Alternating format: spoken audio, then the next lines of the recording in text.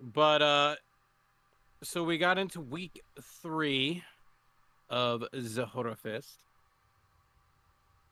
and well, let me since I brought it up, let's go ahead and talk about the one that I tried to watch after Hellraiser, and that was Intruder.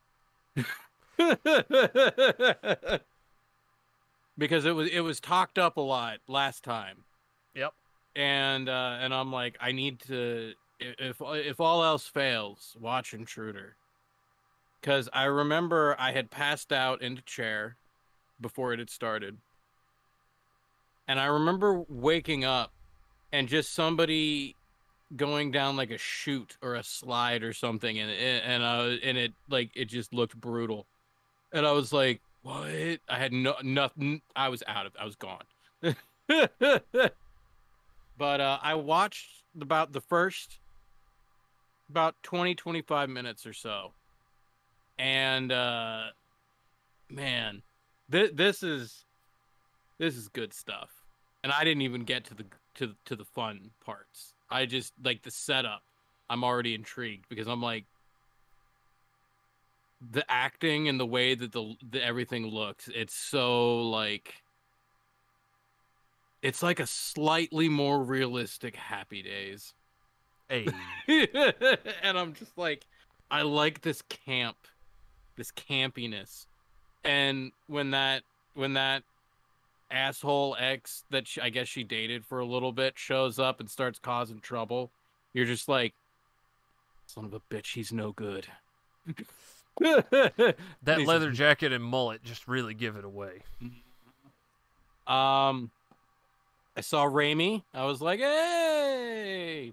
I, Both I of know them. I know that Bruce is a part of it, but I didn't get to Bruce yet, or No. at least I don't think I did. No, no, But no. Bruce is towards the end. okay.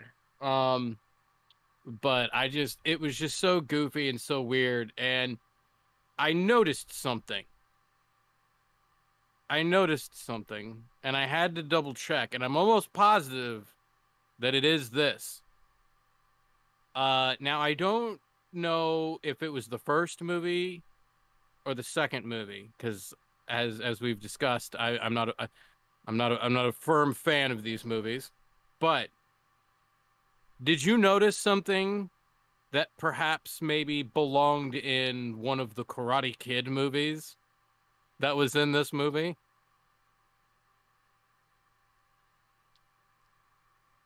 No. I missed it.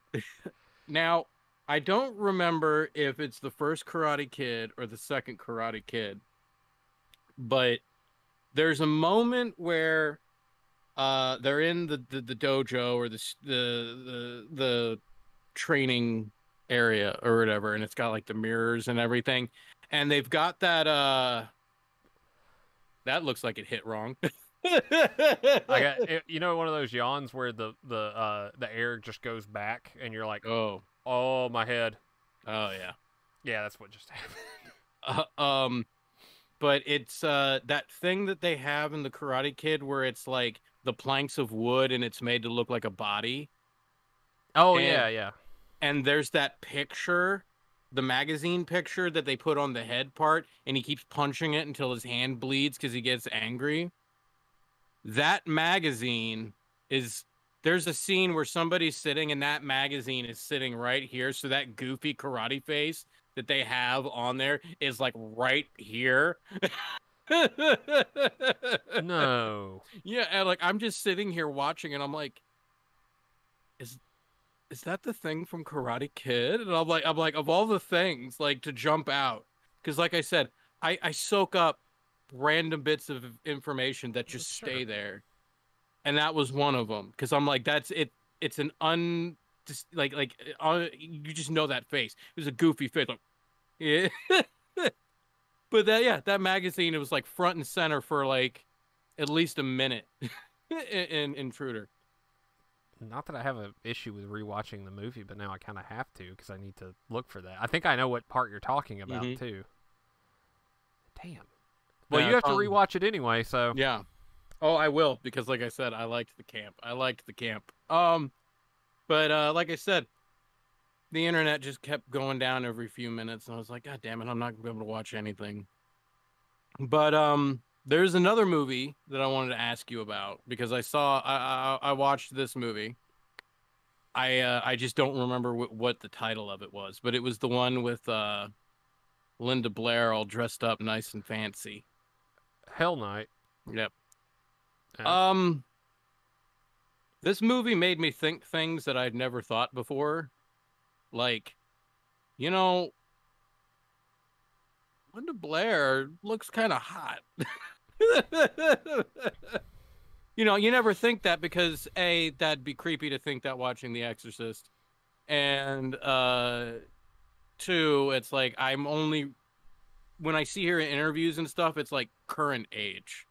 Yeah. And it's like you don't, you know, I'm not referring to that. No, I'm not, you know, people age gracefully, Yes, they but do. you know, I'm talking adult in her prime, Linda Blair.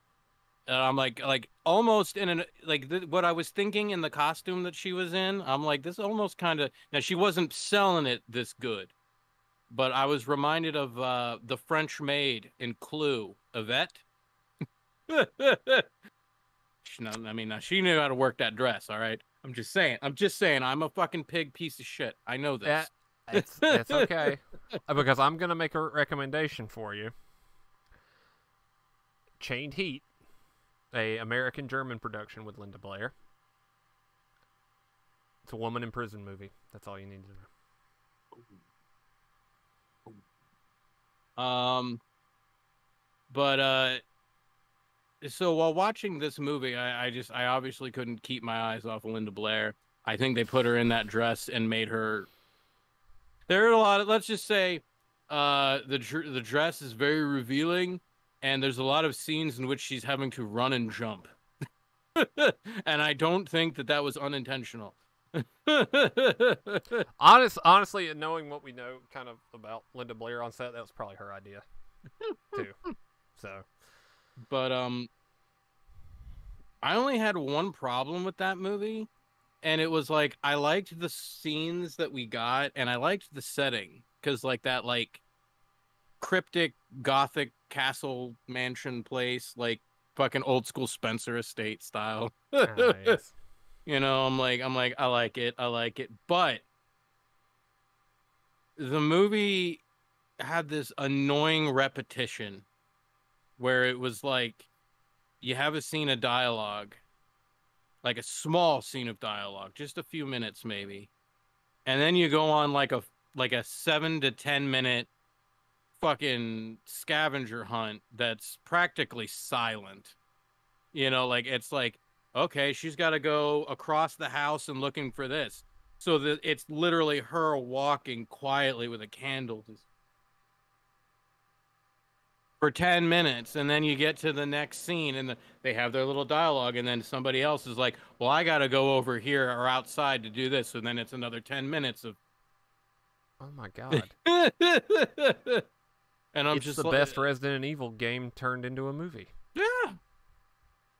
But but at the same it doesn't make for compelling movie telling like like it really feels like it comes off as like we really got to pad this runtime.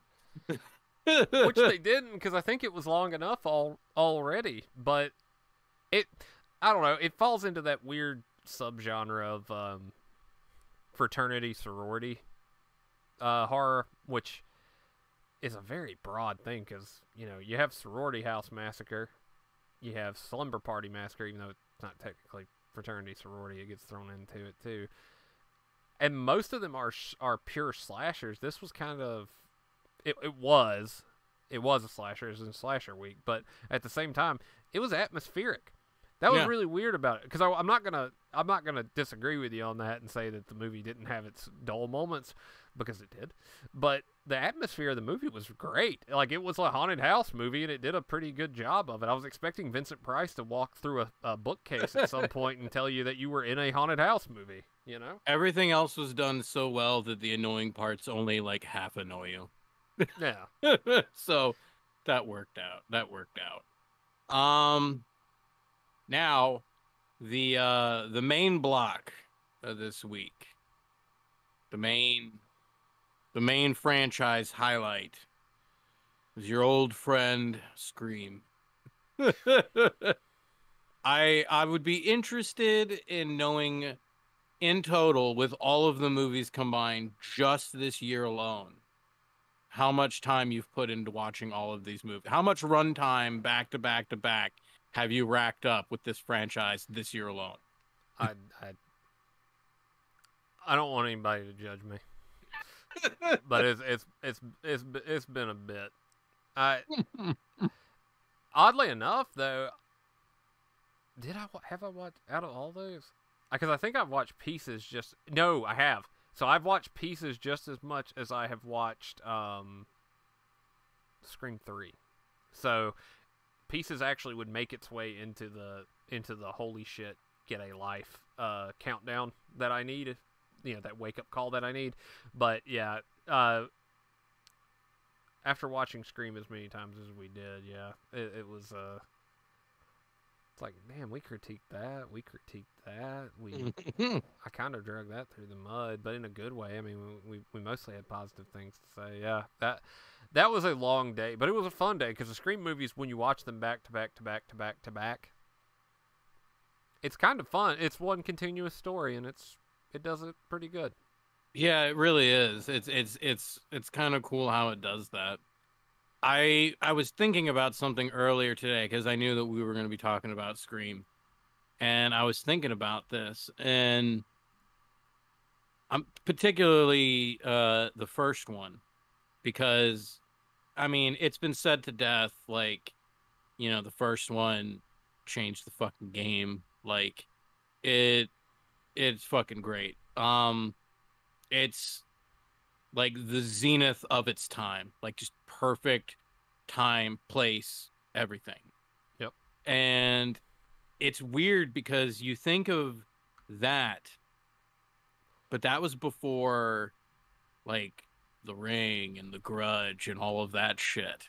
It's weird. You're like, that was before that, which makes it feel dated, but not in a way that harms it in any way. But you're like, it gives it a date. You're like, and then like it's weird to me that, like, okay, say what you will about horror, but if you pay attention to it and watch it and appreciate it like in a way that kind of like we do, and that our fans do, it's interesting where like you get from like the late 60s, 70s, 80s, and then it's like, there's some misses, but it's exponentially getting better by our standards. I'm not talking, money or any, but by our type of viewing standards, like it's getting better and better. And then you hit Scream, and it's just like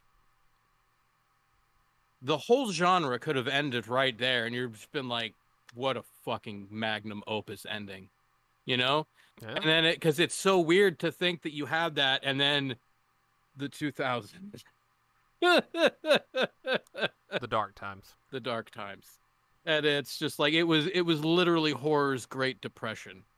Because and in a way, can you put some blame on Scream? Like, or were people like, well, how do you top that? Or how do you do something that's not just a trope that they just made fun of? It did. I mean, that's why the slasher genre was dead by, technically, I think most people say it's dead by 88, 89. Probably before that in some cases, but you did have some like nice one-offs, I think. And then Scream brings it back mid-90s. Nobody really wanted to do slashers, so they started remaking Japanese horror movies. Then again, you had post-Columbine and post-9/11 movies. Enough time had passed since Columbine, and then the torture porn started with Saw and Hostel. And then all of the... good God, I can't believe I remember the name of this. I got a zombie, Lucio Fulci zombie, under the Zombie 2 title from Shriek Show. I don't even think they're still in business anymore.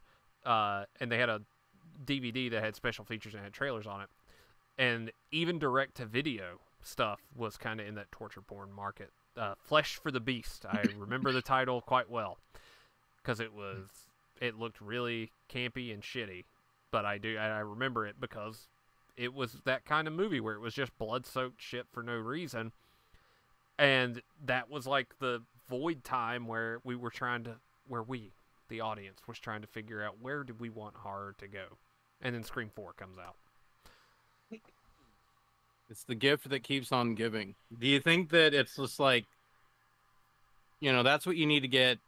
Like, I mean, I don't know the full details about, because I know that there's some arguments going back and forth, I guess, maybe of her not being in the next one and all that stuff. Like, Yep. Like she knows her worth as far as I know. Like, I don't know enough details about the situation, but somebody needs to sit down with her and just be like, look, you're right. Everything that you are saying, you're right. But listen, every so often, we need another Scream. It's to right the path. My thing is, controversial opinions. We ready for a hot take? Nev Campbell shouldn't be in the next Scream movie. Her story at the 5, which I think is a very, very good modern take on the Scream franchise, ended her story very well. I don't think there's any more story for her to tell. She should have been able to ride off into the sunset and live. The only thing Courtney Cox, yeah, not so much. It really does, like, it based off the premise of everything, like, yeah, like how many more times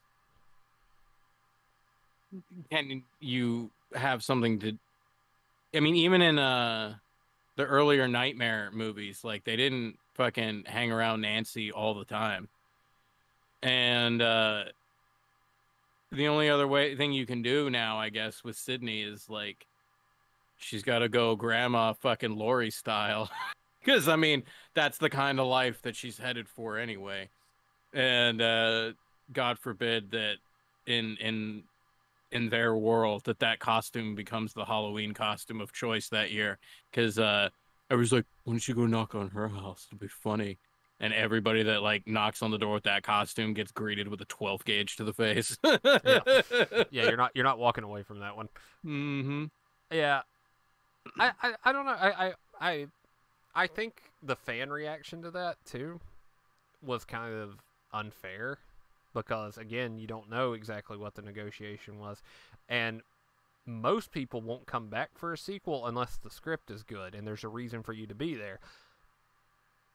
I'm not telling her how to do her job or anything. I'm just saying the reason for you to be in this in Scream 6, it better be a good reason, because after all of that spectacle of the whole money thing and everything, if your part is not 100%, it's the same thing that Lucy was talking about with Mario, with Chris Pratt imitating the voice. If it's not good, it's going to get roasted, and it's going to fall into oblivion, and that's going to be it. If you're going to do it, commit. If not, fucking step aside. I'll put it to you this way. If you get put in the movie just to be killed off, and you can tell how that storyline plays out, because you can say, is the movie the same if we pull her character out? If it is, congrats, you're cannon fodder, and there's no point in it. I don't like that.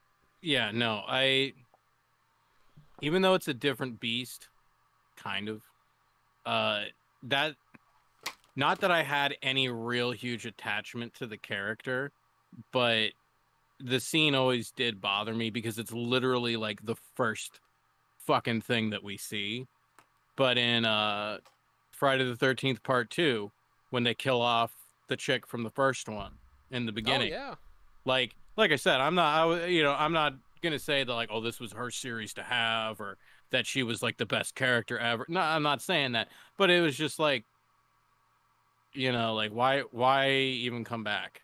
Like just right off, And yeah, if she were to come back just to be killed, that you're limiting yourself. Like just don't have her in it. Save her for a rainy day for another 20 years and you decide, all right, Screams 3 through whatever don't count, only the first 2 do. This new one with Nev Campbell as grandma is the new 3. I don't think they would. I don't think they would do that with Scream though, because of how self-aware the movies are. Yeah. I don't think they could get away with doing what they had to do. What they had to do with Halloween to fix the damn franchise, but at the same time, yes, put her on the back pocket, and then when you are finally going to end the franchise, because that franchise has to come to an end at some point. But most franchises do. I'm surprised it didn't die out when. Well, I'll tell you what I think helps it to at least what I've always thought was a plus to it. It's for big franchise continued horror series. I'm sure there's a small mini series of movies that does this I'm unaware of, but for the mainstream. And Friday the 13th, it's always Jason. They got to come up with a way to give him a reason why he's back. Nightmare, it's always Freddy. Even if it's not Robert Englund, it's still Freddy. Freddy. In Scream, every movie, it's always someone different under that mask. So it's not like rotating the story to where it's like, okay, how do we have Ghostface come back? Anybody can be Ghostface. That's I think part of the magic of it is to where it's like it's got, not only is it a horror movie that is like almost a self-aware horror movie, you also kind of got that low-key Agatha Christie murder mystery kind of shit going on, that dinner theater. You're just roping them in that way. They don't even realize it. It follows a little bit of the Giallo. It's got some Italian in its blood. Although Never I will forget, say, hashtag 10 little Indians. Never forget. it will. I think it will have to go that way though, because when Roger Jackson inevitably passes, you don't have a voice anymore. So I think that might be the end of it. But I don't necessarily dislike the notion of them knocking off, multiple movies, because I mean, Scream 1 through 3, that came out within a very short time. But the tropes that you're making fun of, because that was kind of the point of it, was to be the anti-horror movie in a way. Well, the script was. I mean, it was meant to be self-aware. If you're going to parody something or be satirical or self-aware about it, maybe every 5 years. Because they rode A24 pretty hard in that one, and I enjoyed making fun of the elevated horror term. But give it another 5 years, and then, Jesus Christ, is Scream going to make fun of Marvel? Are they going to have the balls to do that? I hope.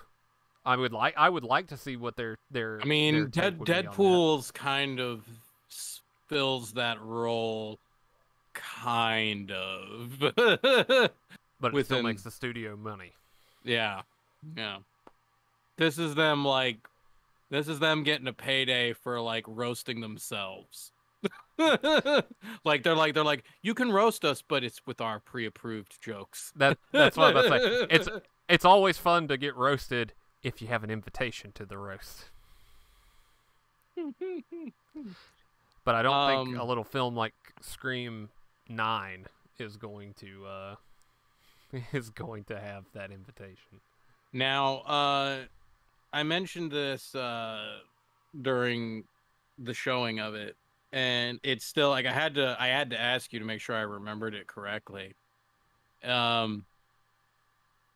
How they build it, like that whole opening with Drew Barrymore. Because I thought I remembered hearing this, and I'm glad that you did verify it, where it was like, okay, like she was like, they promoted it like she was the star, like this was her movie, right? Like, I mean, maybe they didn't go out of their way and like starring Drew Barrymore. You know, I'm not saying they went all out like that, but it was like she was the big name on it. Because I'm trying to think, like at the time, like what didn't it was Nev Campbell part of the Party of Five or My So Yeah, Called Life or something? One of them, Party of Five, I something like think. Yeah. yeah. And it's like, I mean, that show had its success because I mean, I at least remember the fucking title of the show, so that's got to count for something. Yes. Um, but I can't imagine that she was like superstar. I mean, she's never really been superstar, but I mean, she wasn't as famous as she was gonna be at that point. Sure. Yeah. Um, and so having Drew Barrymore's name up front and then Nev Campbell, like, it was smart because it gave them they kind of snuck in like all right, check out this talent, to where if we didn't have the Drew Barrymore part in it, like you'd be like, I'm not gonna go see that, nobody's in it, you know, Yeah. like it's just that one chick from Friends. You know, like that'd have been it. But so I thought that was clever, and how she got uh taken out and everything. Now, didn't isn't that the big difference? I mean, I know there's a bunch of other little differences, but isn't that like the main one that gets brought up the most, where it was like the different versions of the movie, like it depends on how much they show of her hanging in that tree? Yeah. Yeah. The unrated laser disc, um, it slow pans up to the tree, and you can see the steam coming off the guts. Um, what they did was take every other frame out, and that Mm, makes it seem very artificial and unnerving. Yeah, yeah. and the best part about it is that was Drew Barrymore's idea, was to be the one who got killed at the beginning and not take over the lead role, because she was the lead role, and then she said, "Wait a minute, this is genius." So I hope she got a profit share from that. You know, I'm gonna go ahead and say this now, and now this is me not knowing people. Obviously, I don't fucking know anybody, but and unless she does something drastically fucking horrible and I end up eating my fucking words, but that Drew Barrymore, she's a fucking smart cookie, all right? Like she's done some weird shit and she's made some weird choices throughout her life, but nothing detrimental, you know? But at the end of the day, like she kind of knows what the fuck's going on, at least now, you know, like she's out of her wild phase, you know, Yeah, she's and I honestly feel, because you know how the world has this weird way of filling empty voids in a kind of poetic way that nobody really saw coming. yeah, Uh, ooh, fifth gen act. I bet that's why that it soaks in through that DNA. Now, uh, I know it got talked a lot about when she died, but at the time, or before that happened, I don't know how many people, like, unless you really paid attention and shit like that, just your average person might not have known. But uh, Carrie Fisher was a lot more than just Princess Leia. She did so much shit behind the scenes for so many movies that she will never be recognized for. She punched up. Studios would send her stacks of scripts, punch it up, make it better, and not even in a comedic way either all the time. Like she would make dramatic scenes better. she was like Like, one of the best script doctors that went uncredited for a long time. yeah, and she had a way with people where it's like, even when you would see her, like if she was at like a Star Wars celebration or something like that, and she was on stage with somebody, like the crowd, while she acknowledged them, it wasn't part of the conversation. Like whoever she was talking to, she already had some sort of weird personal relationship with backstage, and she's just carrying on that conversation with them on stage, not caring who else is out there. Like she's just like that with it kind of person. There was no bullshitting that woman. No, And I feel Drew Barrymore might fill that void in Hollywood. I think she's that smart. Like, she may not come off it all the time, but I really do think, like, she's been around. Like, she's fucking smart. I got a lot of praise for her. We'll know that she's made it when she does a cameo like Carrie Fisher did in Scream 3, making fun of herself. Like, when that happens, maybe it'll be in Scream 6. Who knows? I will, we can honestly say that. But I could totally see it. She has a very wide body of work. Made a stellar choice that Wes Craven didn't even think of. And then he was like, my God. Mm-hmm. That's brilliant. And, you know, there's a lot to it. I could totally see that. I mean, just looking at it, like, in terms of, like, fucking street cred, like, she had fucking Spielberg connections at single digits age, man. Yeah. Her dad was a producer, I think. Yeah, like, you know, you come to her when she's like 8 and she's just like, let me get my people. Let me call Steve. She calls him Steve. Let me call Steve and I'll see what I can get done for you. Uncle Steve. As she's got her My Little Pony coloring book. Baller. And now I'm reminded that we have never put Firestarter on the list before. Yeah, I was thinking about that because I know the newer one came out not too long ago, and I was thinking about that. Yeah, maybe next time. Maybe we'll do a Stephen King-a-thon at some point. Now there's one other movie that I did want to talk about. That was shown. The Sparrow stunts last night in Mary Shelley's Frankenstein were so good, by the way. Sparrow. I kept thinking that it was fucking Boba Fett. I'm just waiting for him to have that accent. Put him in the cargo hold. As you wish. No, one movie up, the classic Bram Stoker's Dracula was shown. And like I said, I have such a love-hate with this movie. I love this movie. It is a classic movie, but I fucking hate this movie too.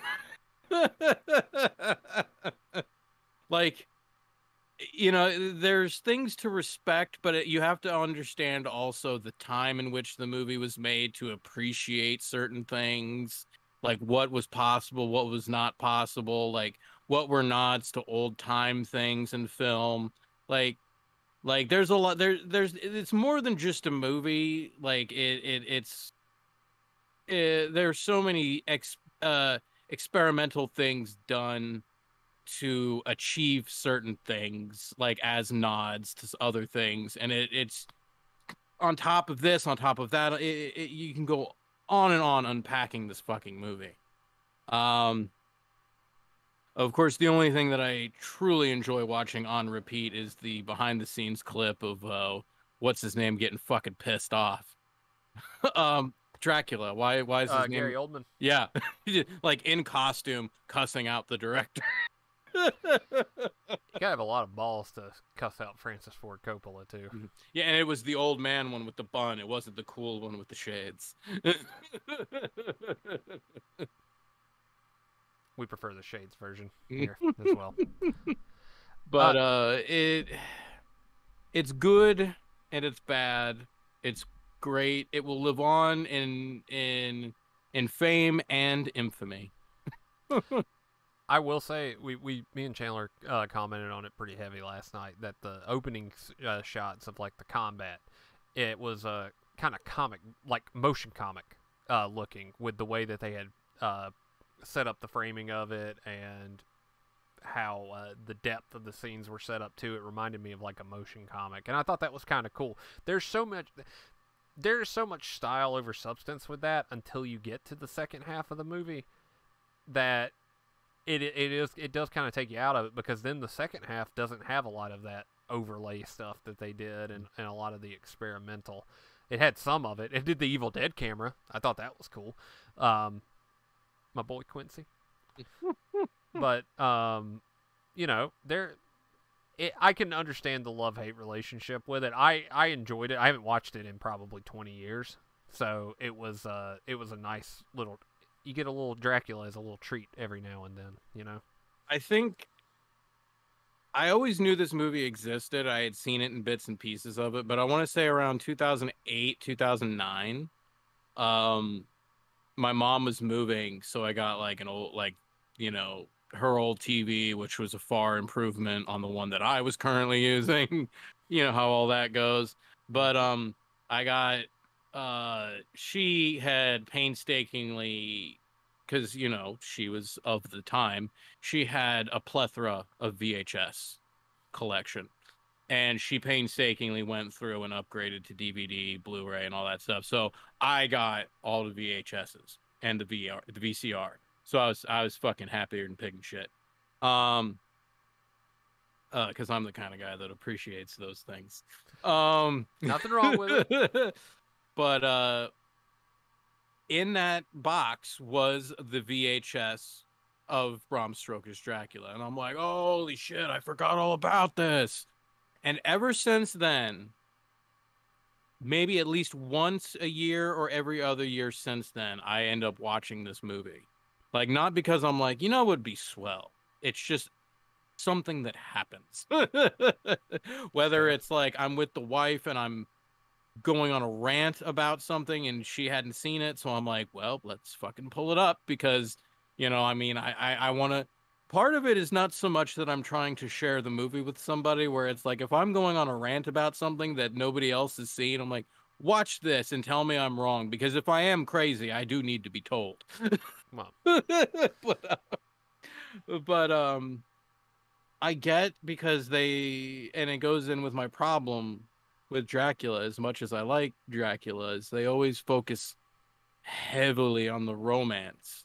And I'm not saying that romance does not need to be a part of the story at all. Like, that's totally fine. I'm fine with it. But they go so far into romance, because in like the cheesy romance, like everything's over dramatic in those stories. So like I said, just the opening when he's still Vlad and he hasn't gained his abilities and shit like that. And he comes back from the war, the chick's dead, and he's all pissed off. And he takes his sword and stabs it into the giant crucifix on the fucking altar at the church. And then the fucking fire hose of blood. And his... You know what I mean? And it's like, that's cool. But I'm like, really? You know? Like, you know, that's what the movie does. Is like, it... You know, like when you're like pan-searing something and you get them like flashes of like heat and stuff like that. Like, that's how the cool shit works in this movie. It's that quick, and you're like, oh, look at that shit. And then it's just back to... I wonder if because I haven't read the novel, I just know enough about it that it's I forget what the literature term of it is, but it's told through letters. And I wonder if they took the notion of the letters to that opening scene is embellished. So, oh, I see. See, you would, if you're trying to be descriptive in a letter, you would write that way. So if it's being a replication of the letters, it would be okay. But what you actually, if the people who were there who actually saw it, maybe it didn't gush blood. You know, it could have been anything. I see where you're going. All right, you're bringing it. You're bringing it back. You're bringing it back. I don't mean to get academic, but that's kind of where my brain went with it. But at the same time, there are other parts of it too, because the novel, one of the themes of the novel is sexuality and stuff. And there, I mean, the movie, Jesus Christ, that you have a vampire threesome. What? You have writhing ghost orgasm with Lucy, and twice. So, is it just me, or that scene where Dan Aykroyd's getting blown by a ghost in Ghostbusters? Don't you think that fit a little bit more in this movie? Well, busting makes you feel good. So Yeah. okay. But yeah, I yes, it would because it did remind. That's where my brain went actually when that scene kind of went on. But there's a lot of that stuff that's taken from the novel, and Chandler told me that it doesn't necessarily follow the novel exact. Like some of the character stuff that happens is to the novel, and then other stuff isn't.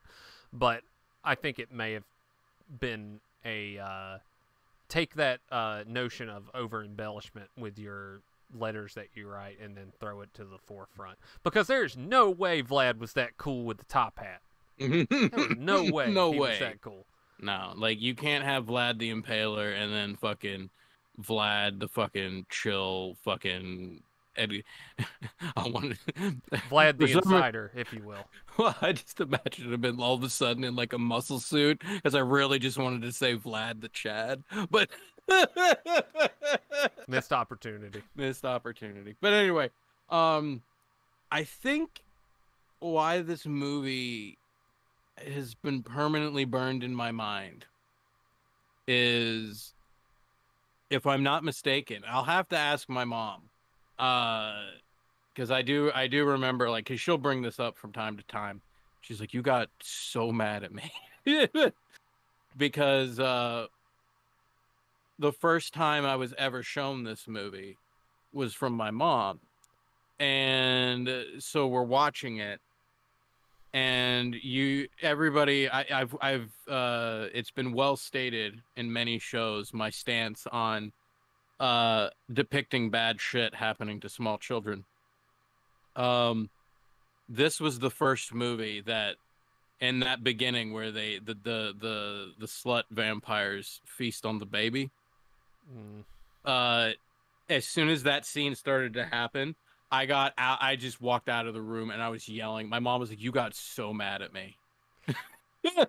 Like, I was still in like high school, I think, and I think that might have been the first scene that put that notion in me. It was seeing that scene, and like I said, now I've watched it numerous times. I'm like, it's really not that bad a scene. Like, the idea of it is horrendous, but what is actually shown, it's more visual or audio, because you hear, Yeah, and that which could be worse. which I was young and wasn't my film knowledge. Like, I wasn't thinking that they were sparing, like, really they were sparing me. So, like, I didn't understand it at that point, but I believe that that's where that stems from, is that in this movie. And I can see that, especially at a younger age, because that probably did it. But overall, though, to this day, I still stand that what was it, Sir Anthony Hopkins, as an older Van Helsing.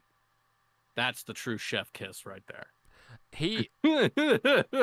His humor was spot on. His mannerisms were spot on. Like, I always forget he's in this, though. And I don't know how, because he's one of the best parts of the movie, but he's great. I can't remember the process. I've watched a whole like hour-long thing on just this one particular scene in this movie, but the scene, I forget if it was Keanu or if it was the chick, but somebody that is in contact with Dracula is riding somewhere in a carriage, and you can see outside, and in the sky you see Dracula's eyes watching them as they're in the carriage going by. And it was like this huge at the time, because this was like what, early 90s when this came out. Yeah, 90. So like all the modern shit that like right now, this is the type of scene that could be done in fucking 45 minutes. Like I'll knock it out before lunch. Yeah. You know, then this took like weeks and planning how to make it look the way that it looked, because it was supposed to be a nod to an old film type technique from like earlier, and it was just like technically impressive in and of itself. So it was like two things at once.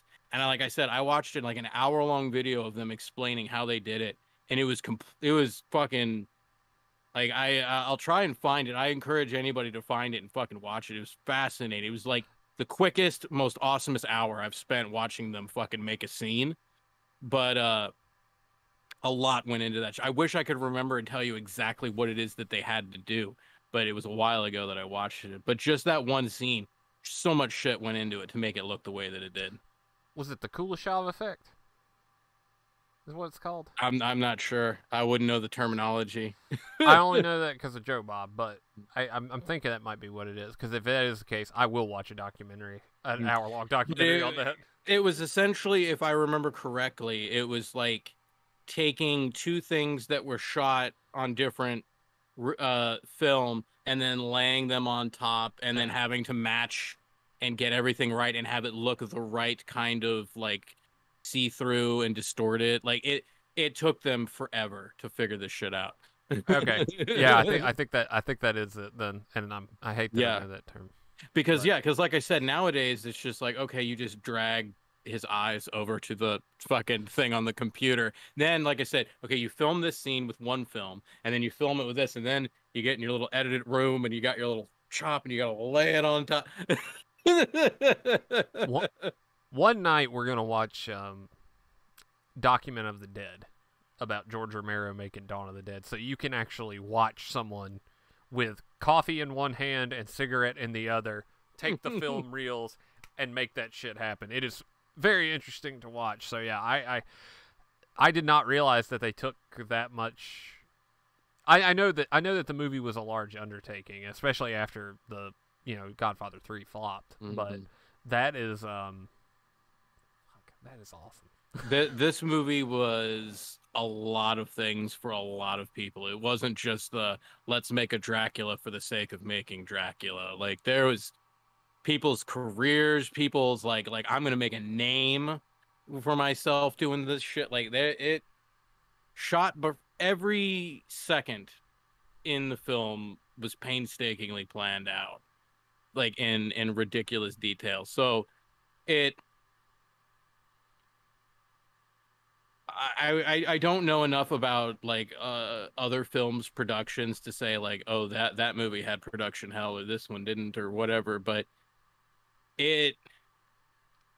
I'm not gonna say like it was tense, but there was a lot more going on than just a average film production with this movie. I do know that.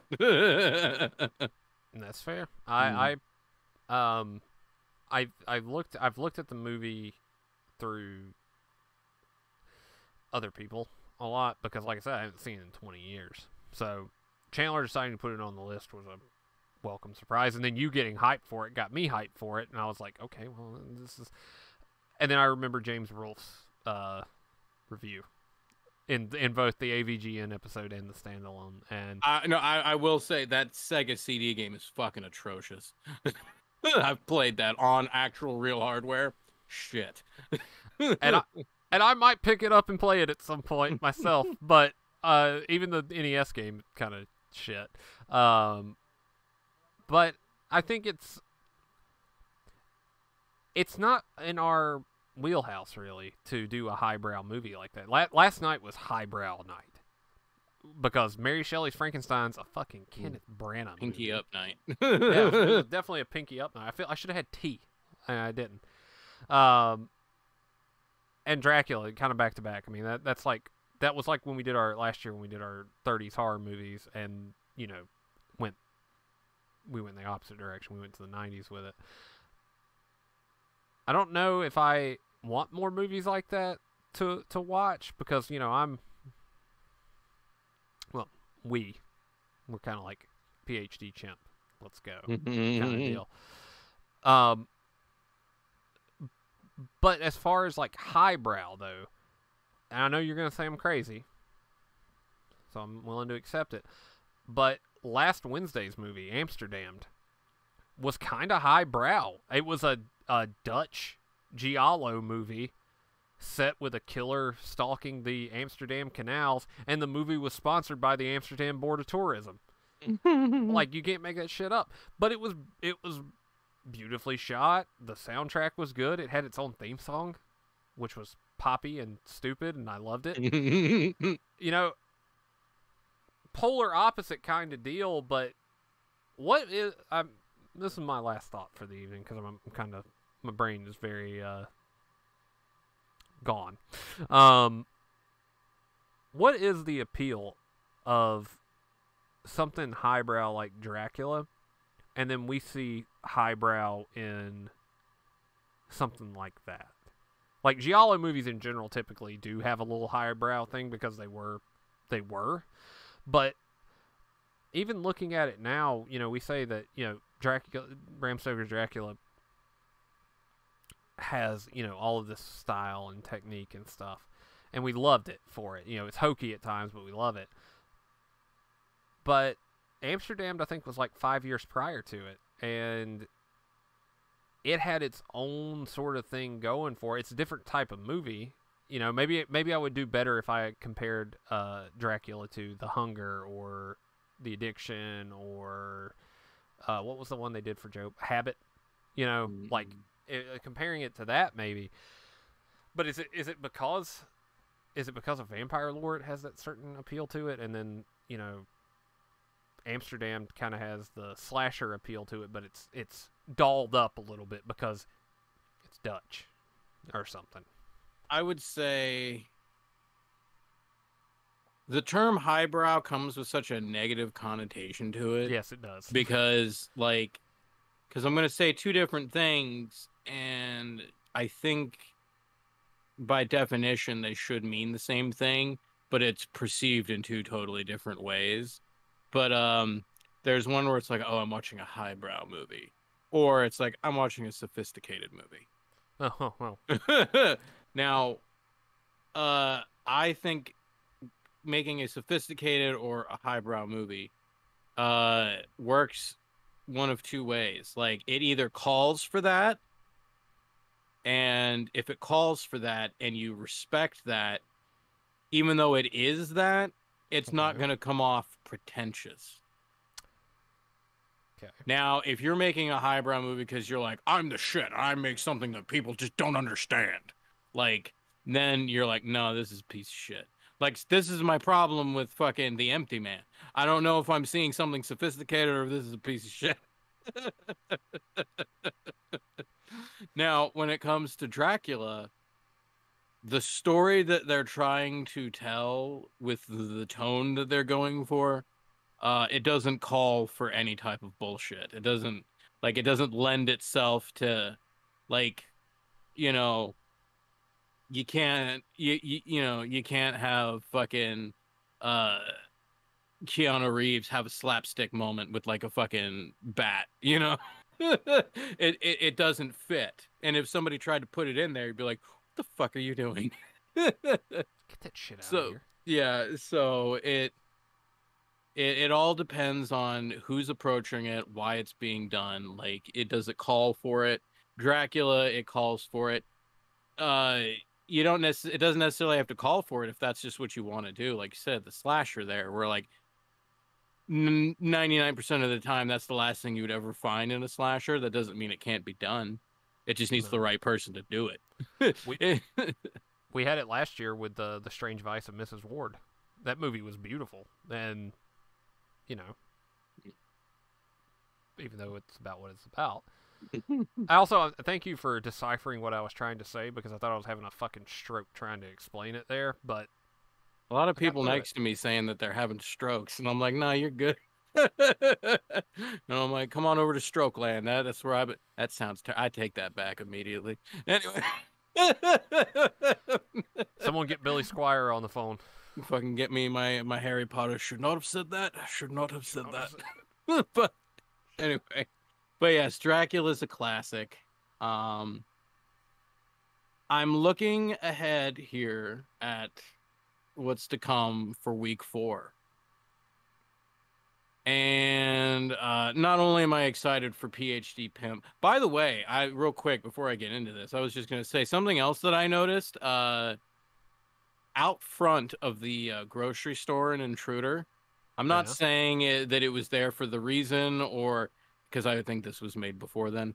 But but it was just again, I was in that mode of I'm like, I've seen that in another movie. Uh the quarter horse that you ride out front of there reminded me of Jennifer Connelly. As well. Speaking of phenomenon. Um it looked exactly like the one she rides. You know what's funny? The guy who plays as Quincy in Dracula dated Jennifer Connelly. So we just managed to There you come go. full circle on that. Lucky bastard. But I thought that was interesting. But perusing down some of the list, and I noticed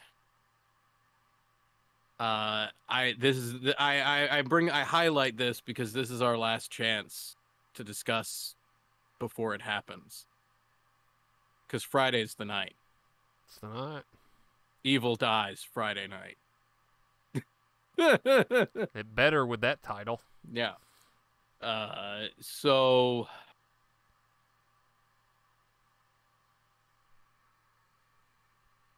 I mean, we know she's dying, right? Like, there's no coming back for her. Like, she doesn't ride off to the sunset. Jamie Lee did say that movie might piss some people off, so she might not die, but she. See, I always interpreted that as because she dies, that it's gonna piss people off. I mean, I can see it either way, but I think for the general thought of the fandom at this point is, if you have all of this set up, she better be pushing up daisies by how long is the movie? I didn't have a runtime on it, so I'm gonna assume that it's about 100 minutes long, and I'm gonna say by about the 90-minute mark, if she has not bit the dust, got problems. Unless they go full scream on that bitch and she's dead in the first 15. Because then I might have to, you know that meme where the guy's like, I want to shake your hand. That's me to David Gordon Green, because I'm like, you got some brass ones to do that to an entire audience. You know what would be the absolute worst? I just thought. Now I know that okay, so Halloween 2018 happens, and then Halloween Kills is literally just the rest of the night. Yep. Now this one is like what, 4 years after Halloween Kills, so we've got some gaps here. So like a significant gap. How bad would it be if within that first 15 minutes they find a way to get her back into that fucking hospital 4 years later, and that's where she gets killed? And it's just like you just kept her in the hospital for a movie in 15 minutes. And Chandler just brought up a good point. They did kill her in the first 15 of one of the movies, but they have not been hyping this shit up like they hyped up. That was not hyped up the way they've hyped this up. So I remember there being some hype for H2O. There was a it wasn't like a big deal, but I remember, like I said, I hated Halloween then, and I still remember everybody's like H2O, and then everybody saw the movie. But that's fair. That's fair. But no, you got me there. I'm 90% in on her dying. The rest, there's a small part of me, like you said, we were talking about the Drew Barrymore situation. But I think it's like, because even in the trailer, she's like, I have to, like, she's talking about sacrificing herself, or like accept it. Like, she's saying it in the trailer, and I'm like, she may think that at one point, but she'll survive at the end. Like, it's a setup to make you think she's gonna die. So, but I mean, I think that not that it like she needs to die. It's not like it's not like she deserves death, but she earned it. Because sometimes some people deserve death, but some people like they earn it. You know, there's that trade off. She's in the earn column. She is. Also, Chandler's right. She was on the talk shows promoting it like a fucking Bond movie. I like that notion though, because that's something that when I was in school for writing, that was something that you had to have a very good reason to kill your characters. In her case, it's because she's considered a deadbeat by her, well, now dead daughter. Oh, no, and yeah, that's it's her granddaughter. That's still alive. That's right. Judy Greer got killed. That's right. Cheryl Tunt herself. But it's an old trope, but I think it would play here. To redeem yourself, you would have to sacrifice yourself to let the next generation come on. And that's kind of what I figure they're going to do with it. They may not. I mean, you know, they pulled the rug out from under us with the end of Halloween Kills, but I still like my theory that he's not supernatural, and what we saw was much like the Dracula thing, the retelling of what people thought happened at the end of Halloween Kills versus what actually happened. I could maybe get around the notion of that. Well, I because think they did say he's not supernatural. Oh, yeah. Well, it's gonna be weird. Like, I'm interested just to see what exactly they say that he's been doing, or allude. They may not say it directly. They may just allude to the 4 years, because as far as the trailer goes, it looks like Homeboy's just been standing as a statue in a sewer for 4 years. He's just jacking it. That's all he's been doing for 4 years. Fucking waiting for Master Splinter. But I'm unless they go full on series finale Game of Thrones ridiculous, I don't think I'm gonna hate the movie, regardless of what they do. Like I said, unless they go fucking crazy and, you know, Cersei just has a brick fall on her, a couple bricks. Fucking bitch. Bitch. But you know, anything but that. I'm pretty sure that I'll be all right. I'm sure that they'll stick some sort of landing with whatever they decide to go with. But it's interesting. This is kind of like a Super Bowl moment for us. We don't get many of these. It's fun to have things like this. Yeah. So, like I said, we still got to figure out if we're able to do something special for that. I really think we should. We'll Gus. we'll put a pin in it, because I have a perfect way to meet halfway on that one, I think. So. But as far as that goes, like I said, so we got that on Friday. We've got we're not doing the full Halloween series. I believe that's later on, right? That will be our last 24-hour of the marathon. As is tradition. But for Friday we're doing the new timeline setup, where it's the OG 78, 2018. The extended cut, which I still have yet to watch the extended cut, actually, so I'm glad that it's that one of Halloween Kills. And then the late night movie will be the brand new Halloween Ends, which is very exciting. And then of course some other ones. We got on Sunday Fright Night and the Lost Boys, our classic young angsty vampires movies. We love it. But then I gotta say, so, I mean, as excited as I am for Halloween Ends, I'm kind of eyeing Monday. Monday's gonna be good. Monday's our Exorcist day. We got the OG Exorcist. Then we got part 2, Pazuzu Boogaloo. And then one of my new favorites, Exorcist 3. This... Exorcist... Talk about highbrow. Very good. That movie was all sorts of amazing. Like I love me some Exorcist 3. For E3. for That's me, my E3. Yeah. that no, that's the E3 anyone cares about anymore. Oh, Mm. for tomorrow, for tomorrow, I'm eyeing this because we're going to do another highbrow.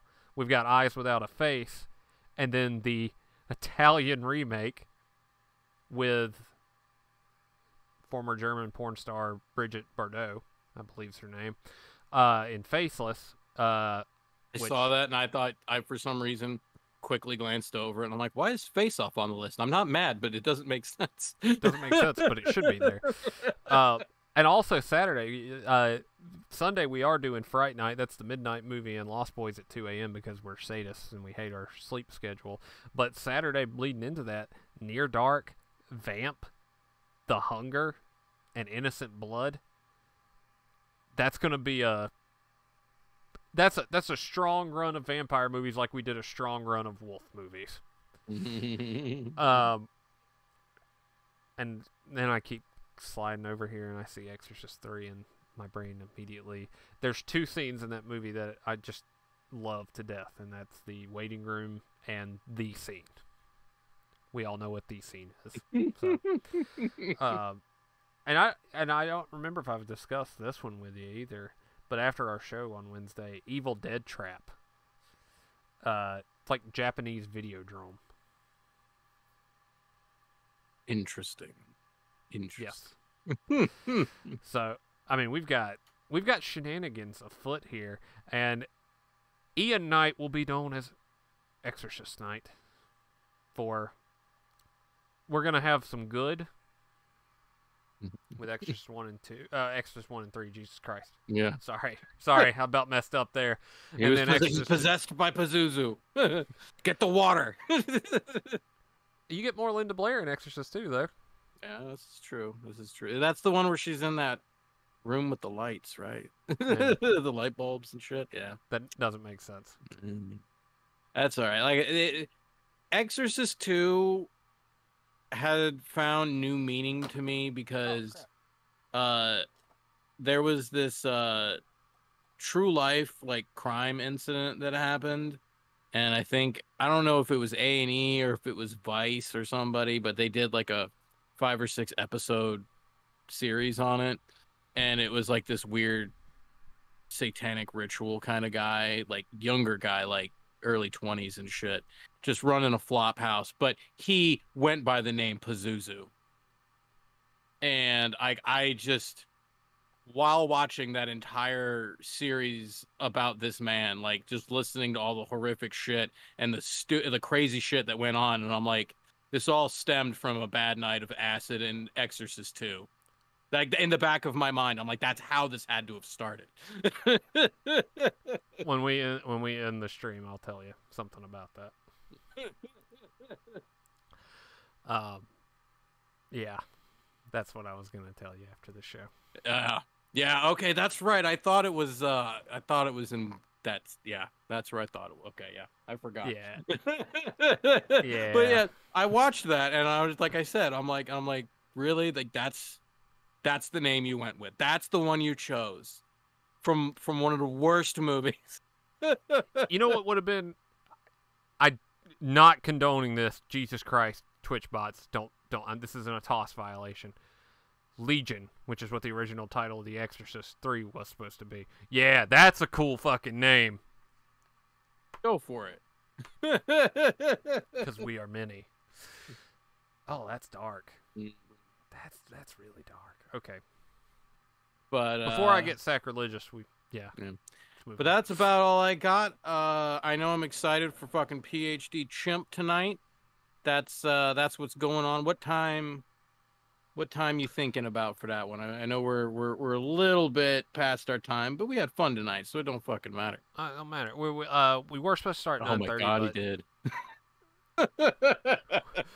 We were supposed to start at 9:30, but I'm thinking let's push it to 9:45 so I have enough time to get some food and pour myself a beverage, a clean beverage, and yeah, we'll start at 9:45. The movie's about 110 minutes, so if I can sneak one more in. Go ahead. You got it. Somebody at Warner Brothers saw that guy, our Pazuzu guy, and was just like, and they were thinking this was around the time of the first Suicide Squad, and they had just cast Jared Leto, and they're looking at the Pazuzu guy, and they're like, how do we make that sexy? That's that's how we got that Joker. Oh shit. Who just popped in? I'm like like a fucking Albertson's fucking Suicide Squad Joker. You know what? Just for that playa, you got to go one-on-one with the Undertaker tonight.